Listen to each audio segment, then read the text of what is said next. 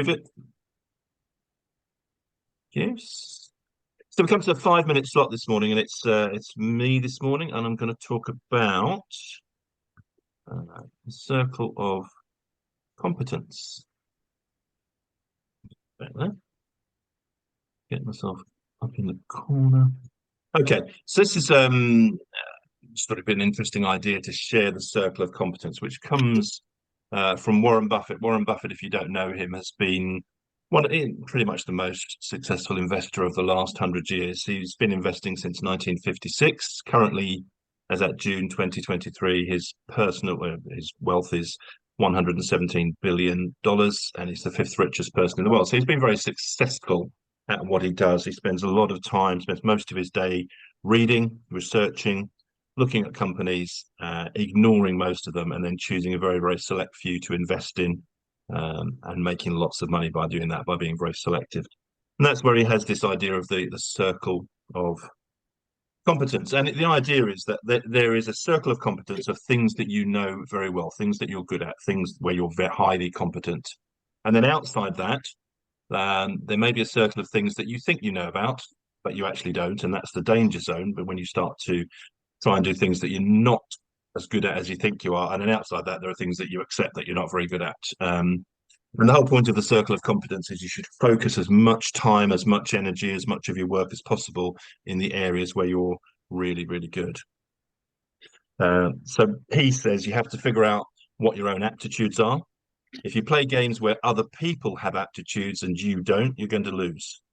And that's as close to certain as any prediction that you can make. You've got to figure out where you've got an edge, and you've got to play within your own circle of competence. This is the idea.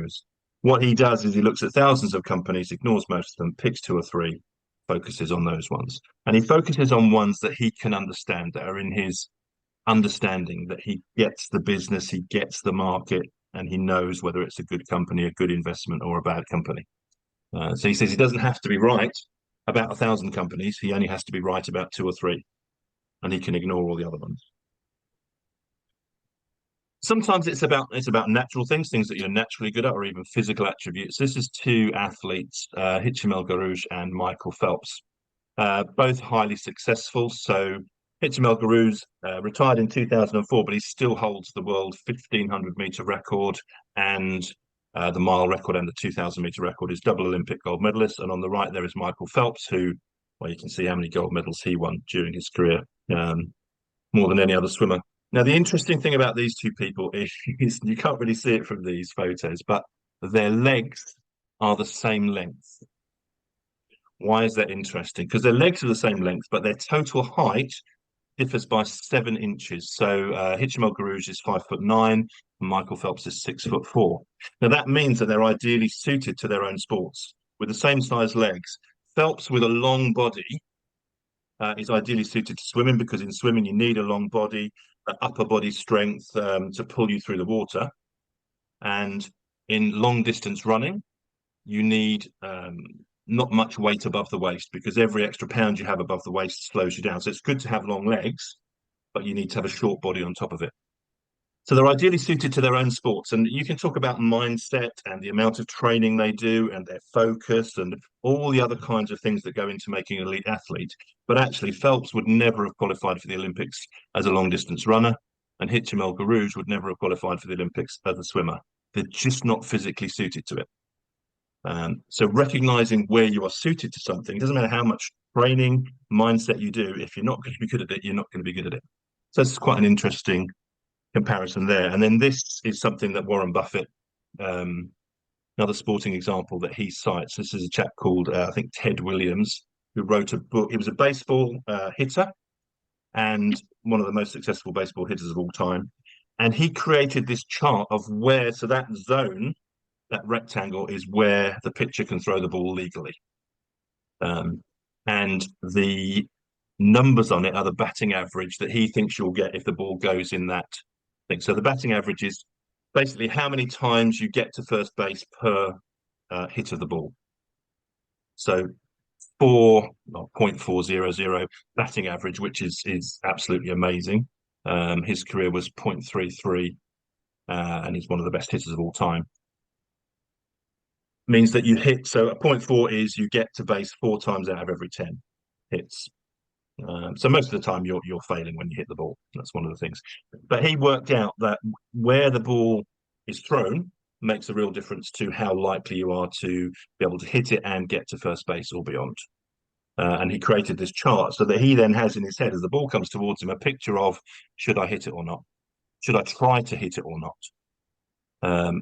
And in that sweet spot in the middle where the balls are orange and yellow and red, the 400s, that's where if the ball goes there, he tries to hit it. And if they're down towards the 2.75, 270 bottom right hand corner, too far away, don't try and hit the ball. So that's him focusing on where he needs the ball to be. So with Phelps and El Garouge, it's about natural attributes. This is about where is my focus zone? What should I be trying to do? What should I be concentrating on? So a couple of interesting examples there. It's not the most important thing is not how large your circle of competence is, but how well you've defined the boundaries. If you know where your edges are, you're better off than somebody who has a circle 5 times as large but is very fuzzy about the border. So it's not how many different things you can be competent in, it's knowing what you are and what you aren't competent in that makes you successful. So relating that to a business, if we take two axes, so from top to bottom, things that are core to your business and things that aren't core to your business, and from left to right, things that you're not so good at and things that you're very good at, then the top right one there, the core to your business and you're good at them, that's your circle of competence. That's where you should focus as much time as possible and get better and better at what you do. Top left, things that are core to your business that you're not so good at, that's where you need to partner, outsource, use an accountant, use a VA, get those things done by somebody else who's a specialist. Bottom right, things that you're good at that are not core to your business, either automate them so you're not wasting time in your business on them, or have them as a hobby outside of your business. And then bottom left, if you're not good at it and it's not core to your business, eliminate it from your life. Focus as much time as possible in the top right on things that you're really good at that are core to your business, because that's where you'll be the most successful. So just summary, circle of competence is about identifying your strengths and your weaknesses, focusing on what you are very, very good at, not getting distracted. And over time, and this isn't fixed, you can expand your circle of competence over time, but don't just jump outside it into that danger zone where you're okay at it and you'll give it a go, because that's a danger zone. That's where you can waste time, where you can get things wrong and lose your focus. So that's always an interesting idea to share today. And that's sometimes what we do in the 5 minute slots, just share an interesting idea from Warren Buffett there, circle of competence.